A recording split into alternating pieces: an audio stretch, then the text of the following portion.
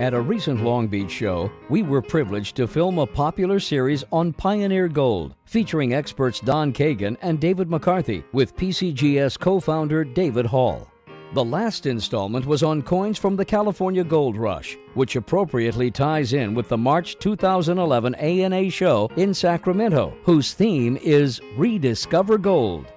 Certainly one of the most intriguing of all the early California gold coins was the $50 slug. Perhaps no other coin better symbolizes our nation's pioneers and the coins they issued. These coins were beautiful when made in the early 1850s, and when found in good condition, are extremely desirable among collectors today. In this video, researcher and storyteller extraordinaire David McCarthy from Kagan's recounts the fascinating story of the $50 slug. Rediscover some of the most important California gold coins of all. Gold was discovered in California in 1848, and over the course of 1848, news about it started coming out first from the gold fields to San Francisco and later to Washington and Philadelphia. And in December of 1848, the President of the United States finally confirmed that gold had been found in California, and the gold rush of 1849 began. San Francisco, which had originally been a relatively sleepy village of about 10 or 15,000 people, swelled to a teeming city of about $100,000, almost over 100,000 people overnight.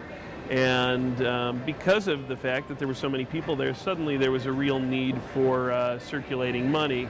Now, because people were pulling gold out of the hills in the surrounding area, they didn't have a lack of value, but of course they did have a real problem with having some sort of inadequate means of exchange, just in terms of consistency.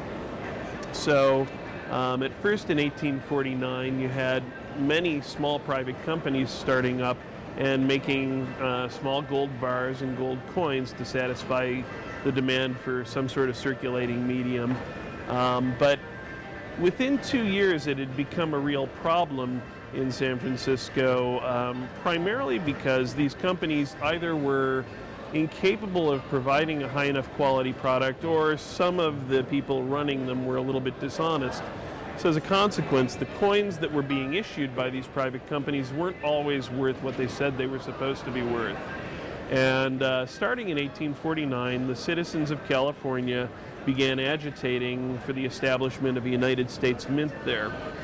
They sent their Congress people to Washington in the hopes of getting a mint of some sort, and unfortunately that did not happen. The very powerful delegation from New York and Philadelphia both opposed the idea of a mint being established in California.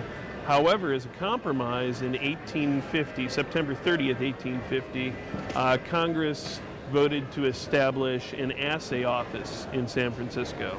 And this assay office was supposed to assay gold for people there and also issue ingots in 50, 100, 200, 500, and I believe $1,000 denominations. They may have even planned larger ingots. I'm not 100% sure about that. But the first ingots that they were to issue would be $50, $100, and $200 ingots. And these ingots were to be octagonal in form, and they'd have a stamp bearing an emblem of the United States on it.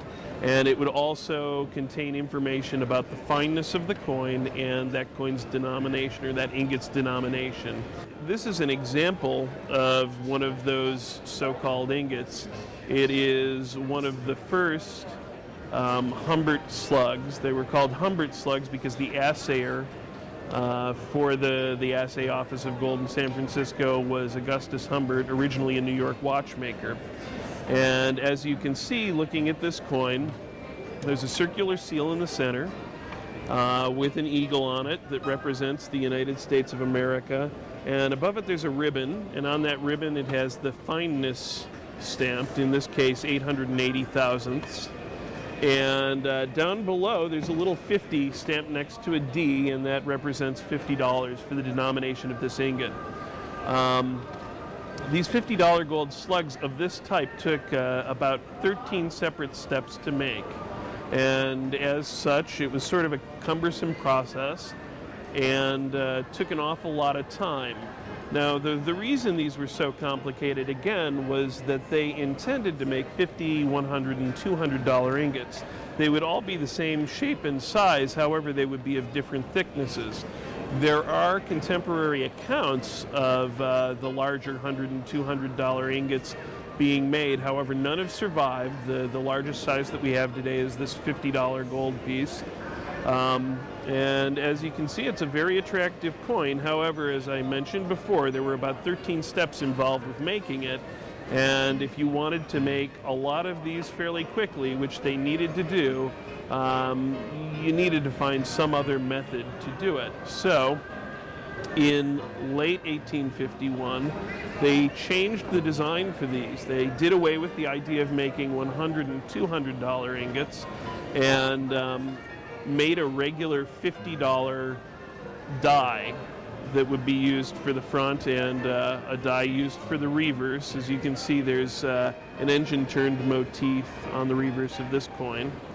And this die had all of the information already stamped into it for a $50 coin, including the fineness. The fineness was already on these coins, and so you had multiple dies. You had 880 thousandth dies and 887 thousandth dies. And so for the rest of the year in 1851, they made this sort of coin. And on these it says, Augustus Humbert, United States, Assayer of Gold, California. Now, at the time, the assay office was being run by Moffett and Company, which had been one of the private coiners prior to the establishment of the assay office in 1851. Moffett employed Humbert and felt that it was appropriate to put his name on the face of these coins. However, in 1852, John Little Moffett sold his interest in the company to his junior partners, Curtis Perry and Ward, and they changed the name of the assay office to the United States Assay Office of Gold, and they stopped putting Augustus Humbert's name on these coins. And so in 1852 you have what we refer to today as Assay Office slugs. So quite often when you hear about slugs, you'll hear about Humbert slugs. These are the 1851 and 1852 dated slugs that say Augustus Humbert on the face of them. And then Assay Office slugs are the later 1852 dated slugs, and these come in 887 and 900 thousandths finenesses. They were made much in the same way as the Humbert slugs and are very desirable collectibles today. Slugs were relatively cumbersome, and as a result, the people of California began to agitate for smaller denominations, and as a consequence, the assay office began making $10 and $20 gold coins, and through the end of 1853, those were the primary coinage of the assay office. As a matter of fact, there are no 1853 dated slugs. And in 1854, the San Francisco Mint was established, and there was no longer any need for an assay office, and they ceased to exist. However, after the establishment of the United States Mint, there were several crises that were brought about by a shortage of chemicals, believe it or not. The United States Mint required certain acids to refine the gold that they made into coins. And when they ran out of those acids and could no longer refine gold to a 900 fineness, which was the legal requirement for United States gold coins, they had to shut down. This sort of a problem would actually throw the city of San Francisco into a real crisis. They didn't have a mint making coins, and it kind of ground the economy to a halt. And so in 1854 and in 1855, businessmen got together and actually petitioned some of the private assayers in the city to start striking gold coins. So in 1854, you see some Kellogg $20 gold pieces, and then in 1855 you see both Kellogg and Loss Molitor gold pieces, and this is one of those. This is a round slug dated 1855 from Wasp Molitor and Company, and this is actually an emergency issue, a necessity issue of private coinage after the establishment of the United States Mint in San Francisco. So when the Mint wasn't unable to supply people with the coins that they absolutely, positively needed in order to conduct their day-to-day business, private companies sprang up and were able to fill the need of the citizens of San Francisco.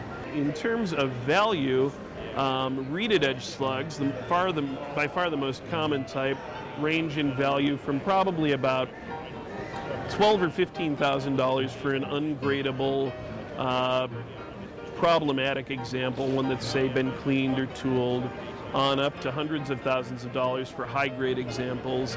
The pair that we have here are an AU50 and an AU53. These are probably $40,000 to $50,000 coins in today's market. The earlier and much, much rarer lettered edge type is probably a coin that, with problems, would sell for maybe $17,000 or $20,000 on the low end. In graded condition, they're worth about $35,000 on up, and an example such as this one in MS63 would be worth hundreds of thousands of dollars. And then the final type that we show here, the Wasp Molitor 50, in a coin with problems that wouldn't grade a PCGS today, is probably worth $20,000 or $25,000. And once they're graded and in a holder, they're worth $35,000 and up, in my experience. An example like this, again, would be worth hundreds and hundreds of thousands of dollars. Thanks very much.